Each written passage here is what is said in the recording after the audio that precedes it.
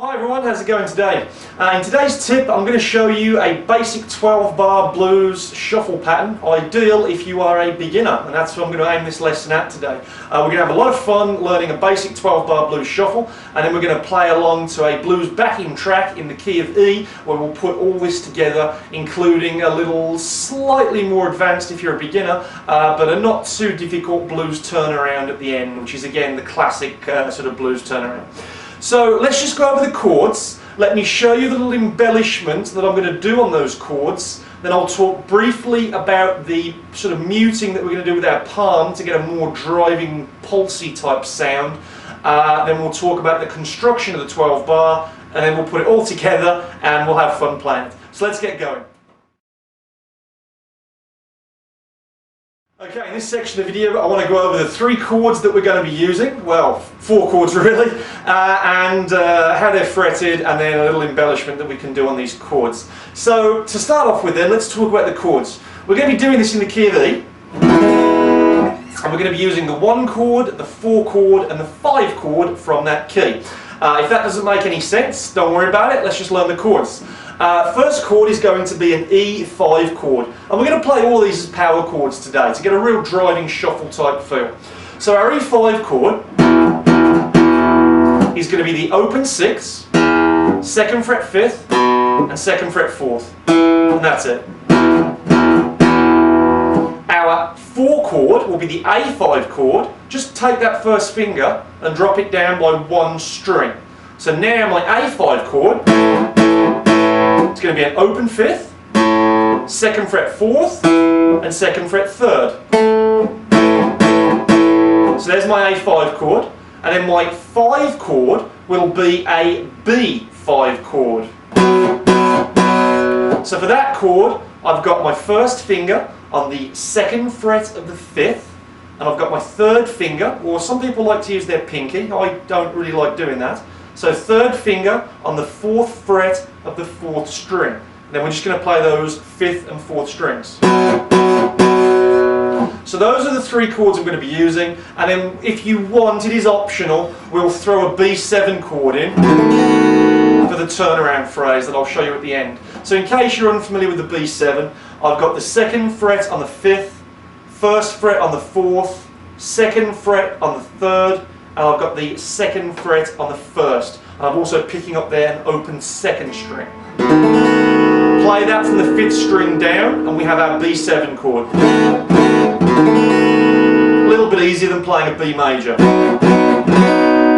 So, those are our 3 chords. Let's now just add some embellishments to those chords to get our shuffle sort of sound. Now, on the E5 chord, the 1 chord, we're going to get an embellishment and a sort of a groove type feel that goes something like this.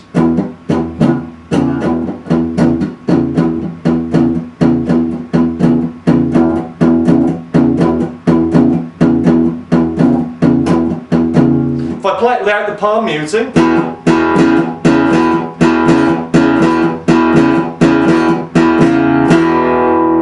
so what I'm doing there is, use your first finger as the guide here. My first finger is on the 2nd fret of the 5th, and I always want to raise that finger by 2 frets with either my 3rd or pinky, whichever one you prefer, whichever is easiest, and raise it up by 2 frets on the 5th string. So you've got the E5, then place your 3rd or 4th finger down on the 4th fret of the 5th string, and then play the 6th and 5th strings together. So you've got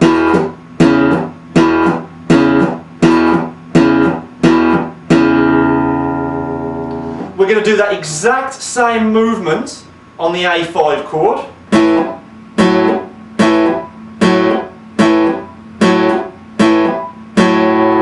And then when we go to the B5 chord,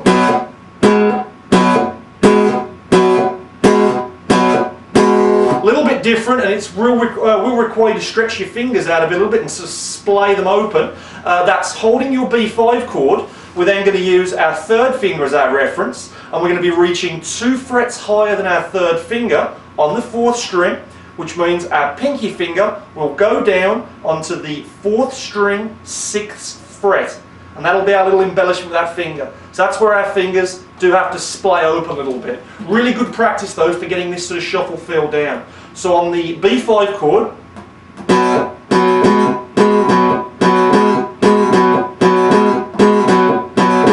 on the A5 chord,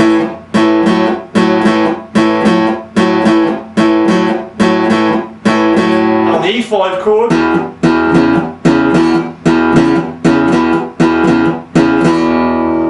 those are our little embellishments. So let's now take a look in the next section where I'm going to break down the sort of shuffle rhythm for you. Okay, in this section I'm just going to break down the rhythmic feel that we want to impart onto the three chords that you now know.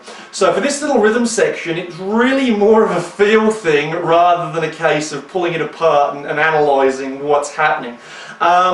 I don't want to go into the theory behind all of this and talk about triplets and everything else. I just want to impart upon a sort of a groove type of feel, which is more of a shuffle feel. It's really easy to feel this rather than explain it. So if I just grab our one chord, our E5, we want to be going for a sort of a groove. Again, if I don't play this palm muting so you can hear it, like this.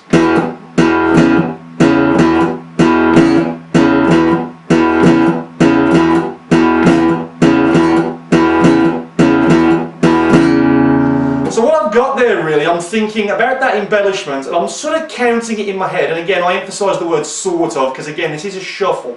I'm thinking about it as 1 and 2 and 3 and 4 and. Now you'll notice it's not straight.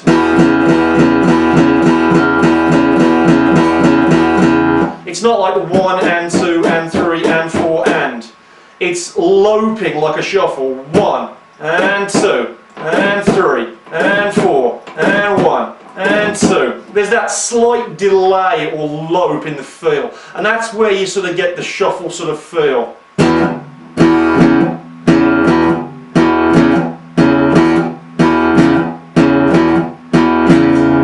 So let's try and break that down. Mechanically, this is what's happening. I'm doing, so I'm striking the E5 twice. I'm going to put that third finger down, strike that once. So far I've got 1 and 2, strike it again, and back off to the E5. I'll put the tab on the screen for this because I think it'll be easier to put on the screen than explain it all to you. Because when I play this, I don't think about it, you just feel it, you groove it. So 1 and 2 and 3 and 4.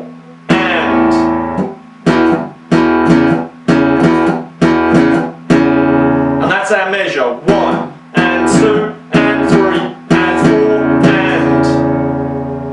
We do the same thing on the A5 chord. And then we do the same thing on the B chord.